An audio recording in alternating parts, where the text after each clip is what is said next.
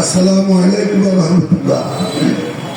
মহান আল্লাহ পাকের দরবারে লাখো কোটি শুকরিয়া, যিনি আজকে সরগম বাজারে জামাত ইসলামী বাংলাদেশের ব্যানারে দীর্ঘ 16-18 বছরের পর এই এমন একটি অনুষ্ঠান, এই মঞ্চে দাঁড়িয়ে দুটো কথা বলার তৌফিক আল্লাহ দিলেন এবং আপনারাও এসে দুটো কথা শোনার পরিবেশ পেয়ে বসেছেন এবং যারা এখনো দিনে দাঁড়িয়ে আছেন বা যারা আসছেন সকলের উদ্দেশ্যে আল্লাহ পাক যে আমাদের তৌফিক দিয়েছেন এগুলো ফেরার দরবারে আমরা প্রথমে শুকরিয়া আদায় করি, সবাই বলি আলহামদুলিল্লাহ।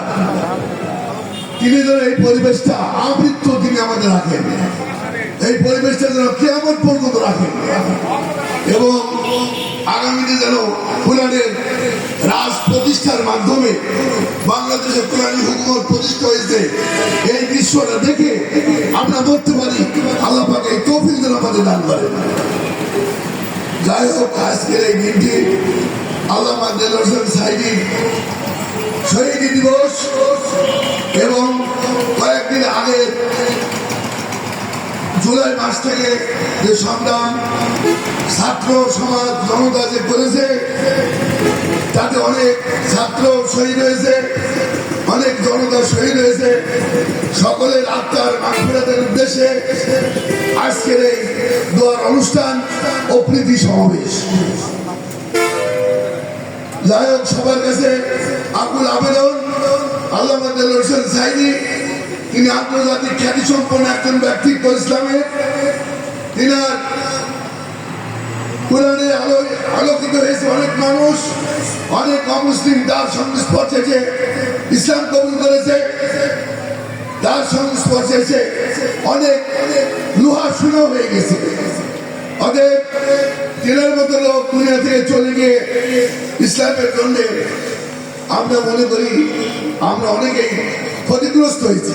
হয়তো আরো অনেক মানুষ যার সংস্পর্শে এসে ইসলামের আলোয় আলোকিত হয়ে হয়তো কোরআনের এই জাগরণে শরীক হতে পারত।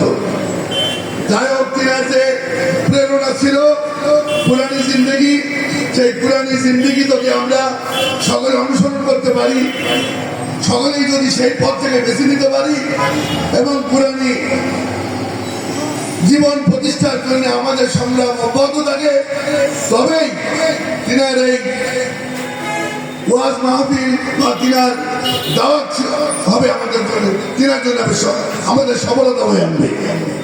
অতএব আমরা যদি তিনাকে মহব্বত করি, তিনার প্রেরণায় উজ্জীবিত হতে পারি, এই কোরআনী জিন্দেগি আমাদের সকলের জীবনে আসুক এই কামনা করি।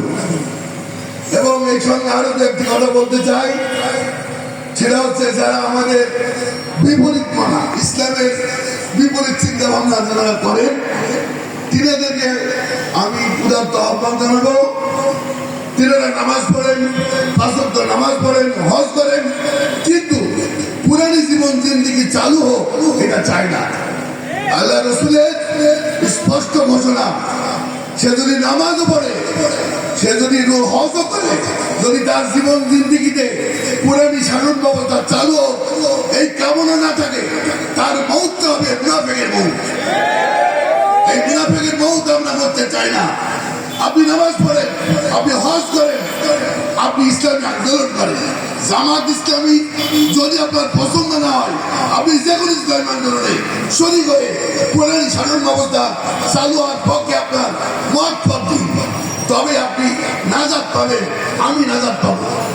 আর যত কিছুই করি না কেন, আমরা কোরআনী জিন্দেগিকে আমার নিজের জীবনের সাথে সম্পৃক্ত করে আমরা নামাজ কালাম বা যাই করি না কেন, আমাদের কোন টার্গেট হবে বাংলাদেশে কোরআনী শাসন ব্যবস্থা চালু হোক। তাহলে আল্লাহ পাক খুশি হবেন। আর তিনাকে খুশি করতে পারলেই আপনি কবর জিন্দেগি সহ আখিরাতের সকল যে জিন্দেগি আছে আল্লাহ পাক আমাদের সেই জিন্দেগি সফলতা দান করবেন। যাই হোক, আমাদের পাশাপাশি অনেক অমুসলিম ভাইরা আছে, তিনাদেরকে আমরা রক্ষা করবো। বিভিন্ন ভাবে শুনতেছি পেপার পত্রিকায় বিভিন্ন জায়গায় তিনারা নির্যাতিত হয়েছেন। আমরা যেন আমাদের আমানতকে কখনো এটাকে ক্ষতিগ্রস্ত না করি। তিনারা আমাদের আমানত যদি দেশে ইসলাম কায়েম হয়, ওই হিন্দু সমাজ, বৌদ্ধ সমাজ, খ্রিস্টান সমাজ, তিনারাও কোরআনের আলোয় আলোকিত যে দৃশ্য থাকবে তাকে তিনারাও সুন্দর করবেন। যাই হোক, আমি আমার কথা দীর্ঘায়িত না করে সকলের কাছে ভালো ব্যবহার আমরা দিতে পারি, সকলে আমাদের ব্যবহার আচারে সবাই খুশি থাকে এবং সকলে আমাদের থেকে নিরাপদ থাকে, এই কথা বলেই সকলের কাছে এই দাওয়াত পৌঁছিয়ে আমি সংক্ষিপ্ত করে শেষ করছি। ওমা তৌফিক ইল্লা বিল্লাহ।